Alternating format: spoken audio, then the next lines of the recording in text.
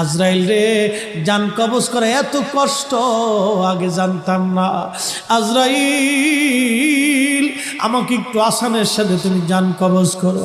আজরাইল বললেন, হুজুর, আসমানের নিচে জমিনের উপরে আপনার চাইতে সহজভাবে জান আমি কারো কবজ করি নাই।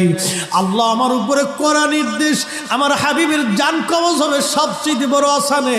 হুজুর, আমি যদি আপনাকে আসানে জান কবজ না করি, নবী গো, আল্লাহর লানত আমি ধ্বংস হয়ে যাব। ইয়া নবী আল্লাহ, আমি সেই ভয়ে আপনাকে আসানের সাথে জান কবজ করতেছি। হুজুর গো, আপনি নবীর আগে এবং পরে এত আসানে কারো জান কবজ হয় নাই, হবে না। আল্লাহর নবী ডেকে বলে, আজরাইল, জান কবজ এত কঠিন, এত কঠিন, আমার কাছে কষ্ট হয়। একটা অনুরোধ তোমার কাছে করে দেয় আজরাইল, আমার উম্মতের জান কবজটা তুমি সহজে কইরো। আমার উম্মত